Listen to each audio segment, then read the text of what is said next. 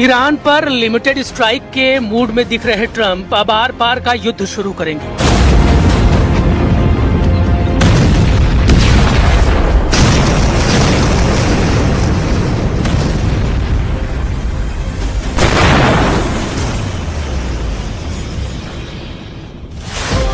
एक ऐसा युद्ध जिसका सिर्फ 3 मकसद है: ईरान में तख्तापलट, ईरान के एटम बमों को बर्बाद करना और ईरान पर अमेरिका की नकेल डालना। 27 देशों के बोर्ड ऑफ गाजा पीस के स्टेज से अगर ट्रंप धमकी दे रहे हैं तो क्या इसे नजरअंदाज किया जा सकता है?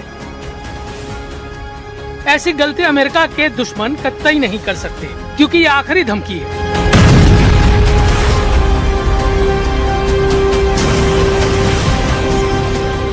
ट्रंप ये बात 1000 बार कह चुके हैं कि ईरान को सरेंडर करना होगा, ईरान को एटमी अड्डों को बंद करना होगा।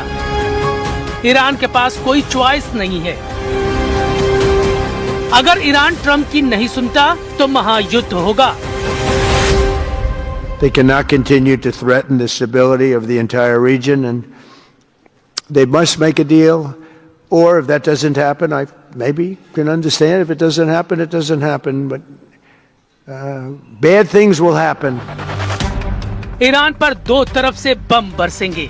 एक फ्रंट से अमेरिका फोड़ेगा, दूसरे फ्रंट से इजराइल दहलाएगा। लेकिन ट्रंप चाहते हैं कि एक और फ्रंट एक्टिव हो, जहां से नेटो देशों के हथियारों से ईरान को पीटा जाए। इसीलिए अमेरिका की तनी मिसाइलों का ट्रिगर नहीं दब रहा। इसीलिए सुपर पावर के जंगी लड़ाके वेट एंड वॉच कर रहे हैं।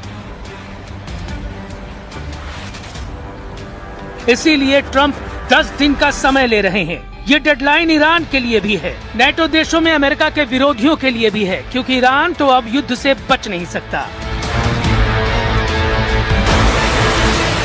इजराइल के पीएम बेंयामिन नेतन्याहू ने आयतुल्लाह अली खमेनी के नाम पैगाम भेज दिया है। इजराइल सबसे बड़े दुश्मन के खिलाफ अपनी पूरी ताकत झोंकने जा रहा है।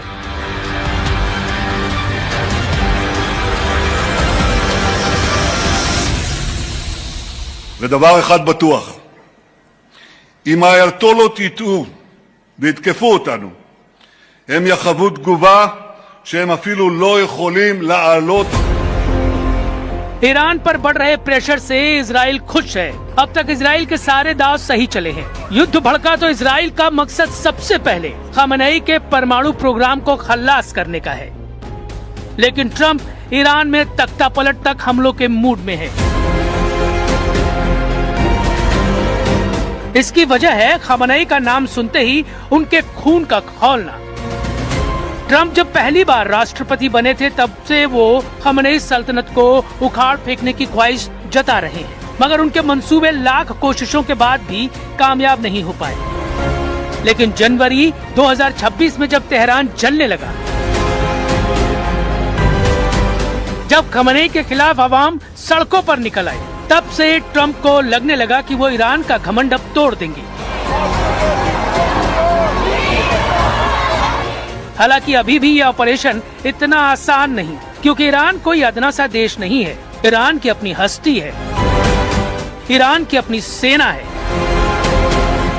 ईरान के पास अमेरिका से लड़ने का जज्बा है।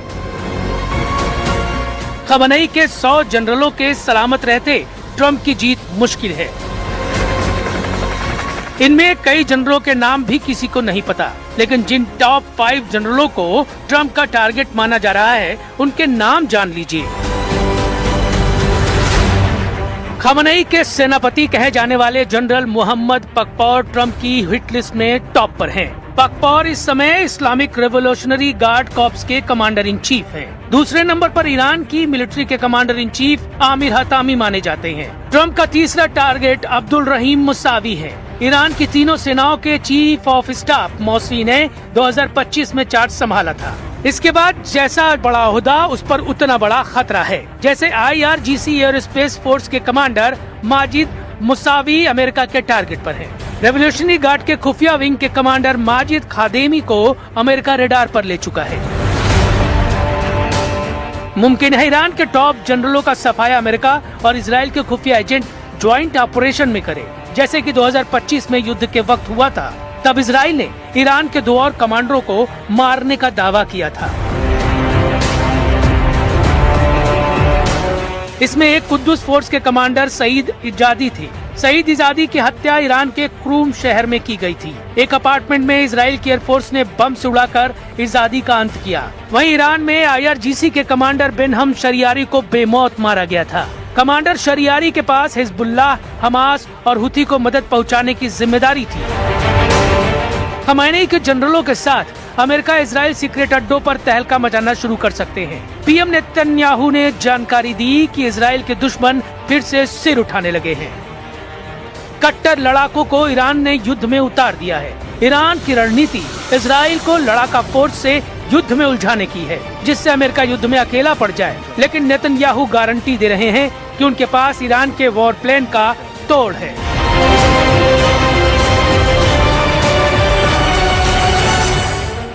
הגורמים הקיצוניים מסרבים לוותר. הם מתארגנים מחדש כדי לאתגר אותנו מחדש. איננו נחים על זרי הדפנה. אנחנו ערוכים ודרוכים להגן על עצמנו מול כל אתגר. ईरान को काबू करना अकेले इजराइल के बस की बात नहीं है, ये बात ट्रम्प जानते हैं। ईरान को रोकना उनकी नौसेना के एक कैरियर स्ट्राइक ग्रुप के लिए भी मुश्किल है, क्योंकि ईरान से युद्ध में बेहिसाब डॉलर का खर्च है। अमेरिका को हर दिन करोड़ों डॉलर का झटका लग रहा है। ये जंगी बेड़े, ये जंगी जेट, ये युद्धपोत पानी से नहीं चलते। इनके एक दिन का खर्च इतना है कि सुनकर सिर चकरा जाता है। द न्यूज इंटरनेशनल की रिपोर्ट के मुताबिक अमेरिका के एक बैटल ग्रुप कैरियर का वॉर जोन में महीने का खर्च करीब 750 मिलियन डॉलर है। रुपए में खर्च करीब 6000 करोड़ रुपए के पार पहुंच जाता है। एक दिन का हिसाब लगाने पर एक कैरियर बैटल ग्रुप की तैनाती पर 25 मिलियन का खर्च आता है। ट्रम्प के जंगी जहाजों का खर्च भी चौंकाने वाला है। जिस B-2 की ट्रम्प धौस जमाते हैं, उसकी एक राउंड फ्लाइट पर 1 से 2 मिलियन डॉलर फूंक दिए जाते हैं। अगर B-2 बम वर्षक ने बमबारी भी की तो ये खर्च 4 गुना ज्यादा हो जाता है, क्योंकि B-2 जिस GBU-57 बम का धमाका करता है, वो एक बम 40 से 50 करोड़ रुपए का होता है। B-2 बम वर्षकों से एक बार हमला इतना महंगा पड़ता है कि ट्रम्प भी उसका दुखड़ा रो चुके हैं। मतलब युद्ध में जितना घाटा ईरान को होगा, उससे कम अमेरिका का नहीं। ईरान का वैसे भी ज्यादा कुछ दांव पर नहीं है। अमेरिका ने प्रतिबंध लगाकर ईरान को तबाह कर रखा है। ईरान में भयंकर महंगाई है, लोगों की जिंदगी दांव पर लगी है। लेकिन सुप्रीम लीडर अली खामेनेई के लिए वफादारी ईरान में रत्ती भर कम नहीं हुई है। सर्वोच्च धर्मगुरु के लिए जान देने करोड़ों लोग यूं ही सड़क पर नहीं उतर आते। इस वक्त तो अली खामेनेई को रूस के राष्ट्रपति पुतिन की पावर मिल गई है। ईरान के लिए खाड़ी के कई देश रहम की अपील कर रहे हैं। तुर्की जैसा अमेरिका परस्त देश भी ईरान को बख्शने की दुआ मांग रहा है। ऐसे में अगले 10 दिन बेहद संवेदनशील बन गए हैं। ट्रम्प की अगर नहीं सुनी गई तो वो क्या कह ढाएंगे, कोई नहीं जानता।